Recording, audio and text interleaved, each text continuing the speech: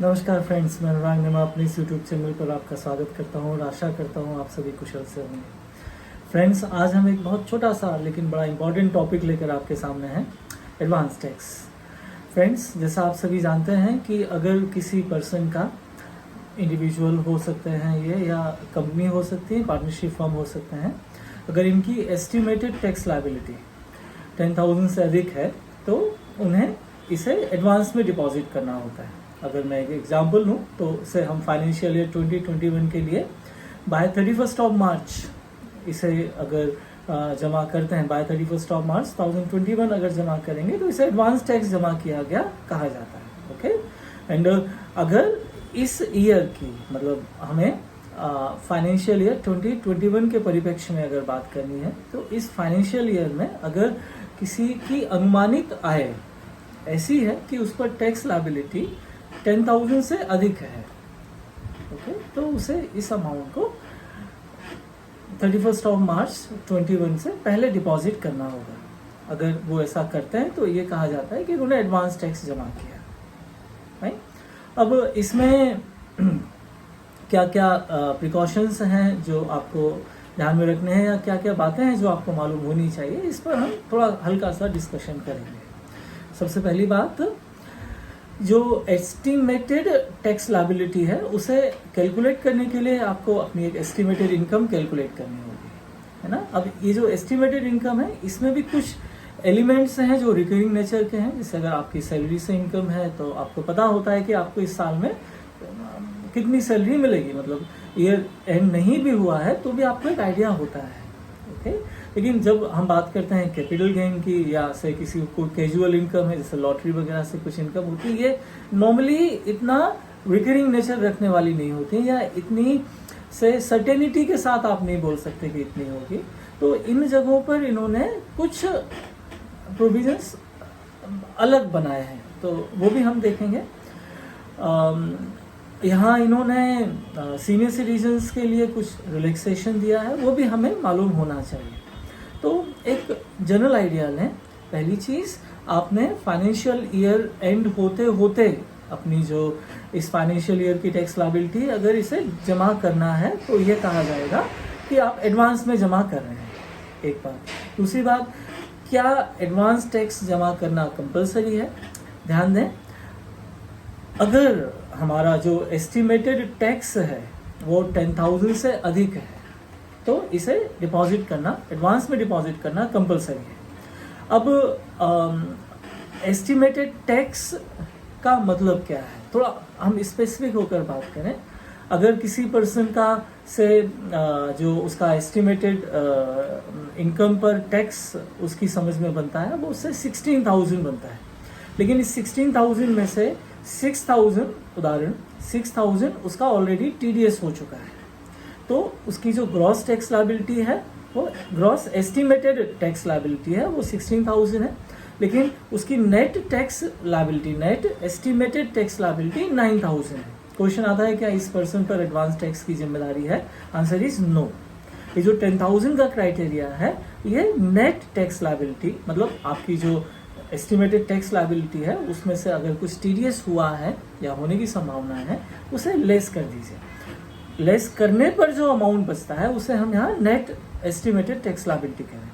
वो अमाउंट अगर 10,000 से कम है तो ही इसे एडवांस में जमा करना है। ओके, क्वेश्चन ये आना चाहिए कि अगर आप इसे एडवांस में जमा नहीं करेंगे तो क्या होगा।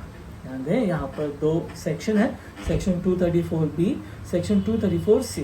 ये सेक्शन अट्रैक्ट होंगे, एंड अगर इन सेक्शंस को थोड़ा डिटेल में लें तो सेक्शन 234B कहता है कि आपने अपनी जो टैक्स, जो एस्टिमेटेड टैक्स लायबिलिटी है उसका 90% तक अगर 31 March by the end of the previous year, by the end of the financial year, से बाय 31 मार्च 2021, अगर हम फाइनेंशियल ईयर 2021 के लिए कंसर्न है, जमा कर देना है। अगर आपने इसका 90% भी जमा नहीं किया तो नेक्स्ट मंथ ऑनवर्ड, मतलब विद इफेक्ट फ्रॉम 1 अप्रैल 2021 आप पर 234B की इंटरेस्ट लायबिलिटी आ जाएगी। रेट है 1% पर मंथ। यहाँ ध्यान रखें, अगर एक दिन का भी डिले होता है तो पूरे मंथ का इंटरेस्ट कैलकुलेट किया जाता है।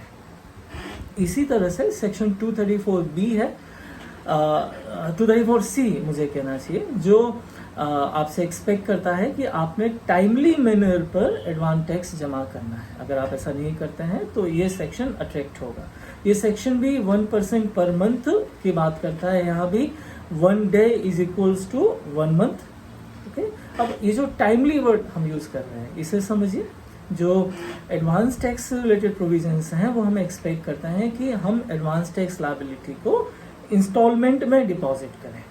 नॉर्मल प्रोविजंस हमसे एक्सपेक्ट करते हैं कि हमारी जो एस्टिमेटेड टैक्स लायबिलिटी है उसका 15% हम 15th ऑफ जून तक जमा कर दें, उसका 45% एक्यूमुलेटिवली, मतलब 15 अगर जमा कर चुके हैं तो एडिशनल 30 हमें बाय 15th ऑफ सितंबर जमा करना है। इसका 75% तक, मतलब एडिशनल 30% हमें 15th ऑफ दिसंबर तक जमा करना है। और हमसे एक्सपेक्टेड है कि हम हमारी एडवांस टैक्स लायबिलिटी का, एस्टिमेटेड टैक्स लायबिलिटी का 100% बाय 15th ऑफ मार्च, आज की डेट तक जमा कर दें। अगर हम ऐसा नहीं करते हैं तो रिस्पेक्टिव डेट्स में जो हमने डिले किया, मतलब अगर से 15th ऑफ जून तक हमें 15% जमा कर देना था और हम इसे जमा करते करते एक दिन डिले कर गए, मतलब हमने इसे 16 जून को जमा किया, तो जो शॉर्टफॉल है उसका 1% पर मंथ के रेट से हमें ब्याज देना होगा। एंड आगे भी इसे इस तरह से कैलकुलेट किया जाता है। तो यहाँ पर हमें दो चीज़ें ध्यान में रखनी है। एक तो अगर हम 234B में इंटरेस्ट पे नहीं करना चाहते तो जो हमारी जो एस्टिमेटेड टैक्स लायबिलिटी बनती है आफ्टर डिडक्टिंग TDS, अगर वो 10,000 से ऊपर है तो हमें इसका एटलीस्ट 90% तो bye the end of the financial year deposit कर देना है। Otherwise from very next day 234B का इंटरेस्ट हम अट्रैक्ट कर लेंगे। सेकेंडली, हमें जो एडवांस टैक्स डिपॉजिट करने के लिए जो इंस्टॉलमेंट्स फैसिलिटी दी गई हैं उन्हें भी हमें ध्यान में रखना है। इवन मुझे फैसिलिटी वर्ड यूज नहीं करना चाहिए, कंपल्शन है ये। आपने अगर जो रिलेवेंट डेट्स हैं उन्हें अगर फॉलो नहीं किया तो 234C का इंटरेस्ट आप अट्रैक्ट कर लेंगे। तो ये एक बेसिक प्रोविजन हुआ। अभी यहाँ पर कुछ खास बातें। पहली चीज, सेक्शन 44AD, अभी रिसेंट अमेंडमेंट है, सेक्शन 44ADA। इन दोनों सेक्शंस में हमारी इनकम प्रिजम्पटिव बेसिस पे कैलकुलेट की जाती है। ओके, सो 44ADA स्पेसिफाइड प्रोफेशनल्स के लिए है एंड 44AD बाकी सभी बिजनेस या प्रोफेशंस के लिए। ध्यान दीजिएगा, 44ADA is for specified professionals like doctors, advocates, chartered accountants, engineers, architects. Okay, these are those specified professionals. इनके लिए सेक्शन 44ADA एक्सपेक्ट करता है कि भाई आप अपनी इनकम का 50%, आप अपने टर्नओवर का 50% अपना प्रॉफिट है ये मान लीजिए और अकॉर्डिंगली टैक्स निकालिए। Side by side section 44AD है जो एक्सपेक्ट करता है कि भाई आप अपने टर्नओवर का, अपने ग्रॉस रिसीट्स का 8%, अगर आप से बैंकिंग चैनल्स यूज करते हैं तो 6% आप अपना प्रॉफिट मान लीजिए और अकॉर्डिंगली टैक्स कैलकुलेट कीजिए।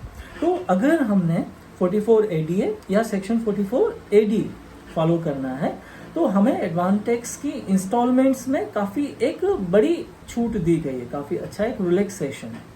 ये सेक्शन हमसे एक्सपेक्ट करते हैं कि हम बाय 15th ऑफ मार्च हमारी जो टैक्स लायबिलिटी बनती है वो एक साथ जमा कर दें। मतलब हमें इन इंस्टॉलमेंट्स को, जो 4 अलग अलग डेट्स बताई गई हैं, परसेंटेज बताए गए हैं, इनको फॉलो नहीं करना है। हम जो भी हमारा एस्टिमेटेड टैक्स है उसका बाय 15th ऑफ मार्च तक अगर डिपॉजिट कर देते हैं तो हमें 234C अट्रैक्ट नहीं होगा। 234B तो बात की बात है, 234C अट्रैक्ट नहीं होगा, भले ही हमने वो जो बताई गई इंस्टॉलमेंट्स हैं वो फॉलो नहीं किए हैं। तो एक रिलैक्सेशन हुआ। अगर हम 44AD या ADA फॉलो करते हैं तो हमें एक तो बुक्स ऑफ अकाउंट्स मेंटेन नहीं करनी, प्रॉफिट भी बड़े सिंप्लीफिकेशन प्रोसीजर के थ्रू हमारे कैलकुलेट होंगे, तो वो तो है। साइड बाय साइड हमें एडवांस टैक्स में भी इंस्टॉलमेंट्स की जो बाउंडेशंस हैं, जो लिमिटेशंस हैं, वो फॉलो नहीं करनी। हम सीधे सीधे बाय 15th ऑफ मार्च तक इसे जमा करते हैं, दैट्स इट। ओके, यहाँ एक रिलैक्सेशन में जरूर और लूँगा, that is for senior citizens.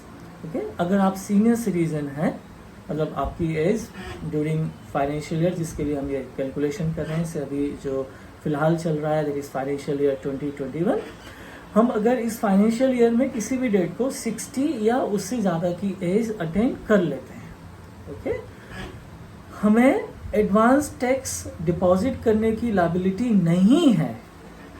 Condition है कि हमारी बिजनेस प्रोफेशन से इनकम नहीं है। अगर मैं इसे स्ट्रेट रखूं, अगर कोई सीनियर सिटीजन है जिन्हें बिजनेस प्रोफेशन से इनकम नहीं है तो एडवांस टैक्स के प्रोविजंस उन पर लागू नहीं होते। तो फ्रेंड्स ये हमने एक ब्रीफ डिस्कशन किया एडवांस टैक्स से रिलेटेड। मैं एक्सपेक्ट करता हूँ कि कुछ हद तक कुछ आपका ज्ञानवर्धन हुआ होगा, कुछ जानकारियाँ आपको प्राप्त हुई होंगी। हम आपके सुझावों और आपके प्रश्नों के लिए हमेशा तत्पर हैं। आप इसी तरह हमारे इस चैनल को पसंद करते रहें और अपने आशीर्वाद, अपने सुझावों से हमें जरूर अवगत करें। धन्यवाद।